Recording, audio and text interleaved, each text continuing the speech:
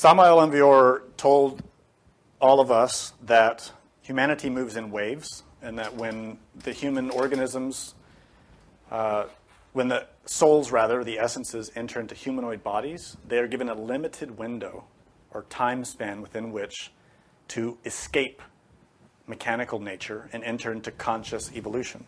In other words, to start moving upwards into the superior worlds. That type of work doesn't happen mechanically or as a present from God. We have to earn it. We have to become real human beings. But nature is a system of laws, and one of those laws is that our time in between heaven and hell in a physical humanoid body is limited to 108 existences.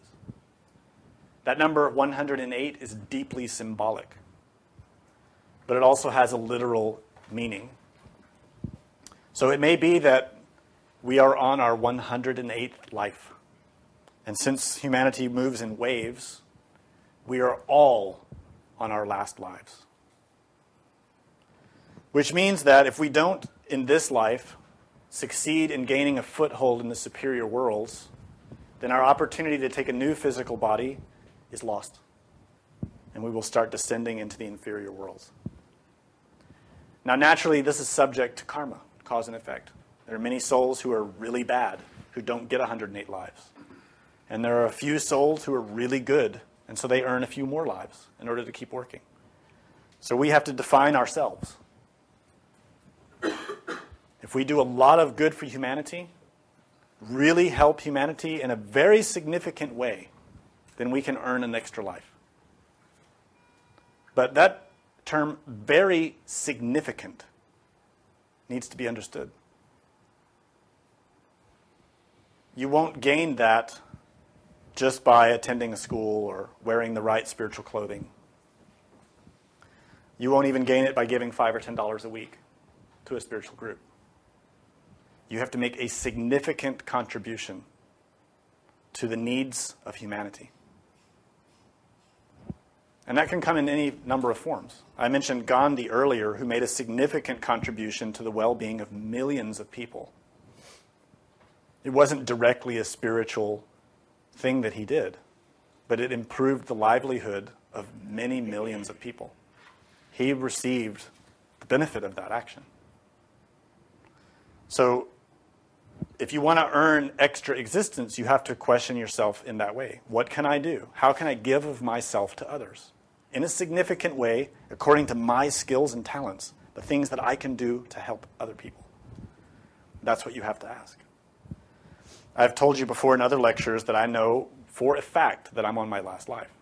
I know it. I don't care if anybody doesn't believe me. I've had too many experiences knowing that. And that's why I'm doing what I can do. I can't do much, but I do as much as I can. So the same has to be true for anyone else who wants another opportunity. I don't have the audacity or the arrogance to assume I'm going to succeed in this lifetime. I seriously doubt it. I'm too weak. I'm too lazy. I need another life. So I'm working hard to try to earn that. And really, this is the focus. If you've ever studied Tibetan Buddhism, this is the entire focus of Tibetan Buddhism. Not on this life, on the next one. The next one is not set in stone yet. You might get one, you might not. It's not decided yet. It depends on what you do now. Your current life has limitations. At least you have the chance to practice spirituality, to practice gnosis. That's huge benefit. And if you take advantage of that and really use it well, you can earn an even better opportunity in your next life. Now that brings up an important memory, something that's coming in my mind now that's really important about this. There are many prophecies and predictions about the end of this era, and I hinted at it a moment ago when I said nature is starting to consume things. It is true that humanoids are now in their 108th lives, and that most of the human beings on this planet who are dying now will not come back into new bodies. This is true. It's also true that this race is nearing its end, and over the next number of years, it will be completely wiped from this planet. This is also true. No one knows the date and the hour, but it will happen. So that begs the question, if everything's going to end, why would I want to come back into a new body? You don't have to come back here. That's the answer. And to me, that's pretty enticing. I don't want to come back here. There are billions of planets. Billions where you can continue working. We just don't know about them. There are also other levels of existence, other dimensions where you can continue working. And Samael Aun Weor mentioned this in his lecture about the mysteries of life and death. He said that if you earn it, you can take a new body in another world, in another place that will help you to keep working on yourself. So don't feel scared and afraid about what's happening on this planet. We need to be concerned. We need to be aware of it. But it also doesn't mean that we're limited by it. We need to take it as an inspiration to do better and to earn a better chance, to keep having our eye up into the heavens. Any other questions? Yes. So the question is, if we find ourselves in hell, what can we do that's beneficial there? Yeah, the answer depends on whether you're already dead or not. The answer depends on that. The reality is that we are in hell already. We just haven't realized it. This physical world is sinking into hell. Hell is defined by a complication of energy, where the laws become more and more complicated in order to reduce matter down to its simplest forms. That's what hell does. It applies more and more laws to break down matter and energy. That's happening all around us. The proof of it is to visit any big city and see how complicated suffering is becoming. How difficult. It is the sinking of matter and energy into deeper and deeper laws to start the process of purification. And we can also see nature reflecting that change. Nature is starting to implement that process of breaking things down. And if you don't believe me, just watch the news. It's been happening, it's been building for a century. And it's going to continue building. Is there another question? If we find ourselves in hell, is there anything beneficial that we can do there? Or is there nothing to do but to go through the purification? If you awaken consciousness in hell, good. Become aware of it. Learn about it. Try and find out why you are where you are. If you are there, it's because you belong there. So what brought you there? If you still have a physical body, then take advantage of that experience so that you don't have to go back there when you lose that physical body. So I would suggest that you pray to your Divine Mother and ask her to teach you why you're there and how to change it. If you awaken consciousness in hell after you've already lost your physical body, you can do the same thing, but it's going to be more difficult for you. You're going to have to make some pretty serious negotiations to change your situation. It won't be easy. It can be done. The door to repentance is always open. On that note, I should mention something.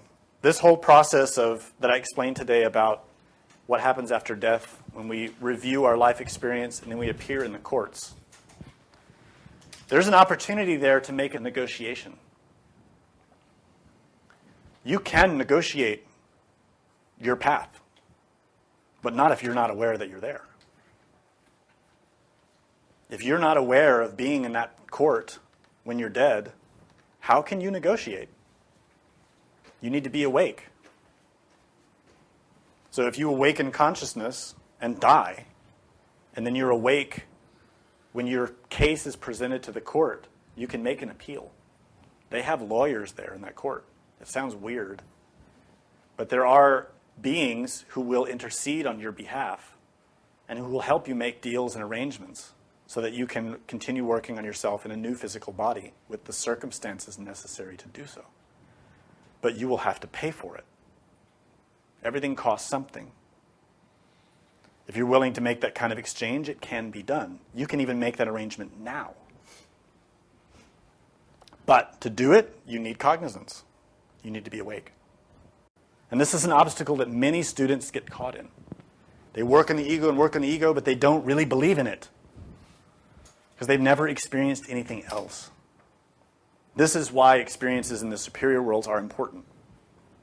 And this is why people who just begin in this tradition are usually given those kind of experiences.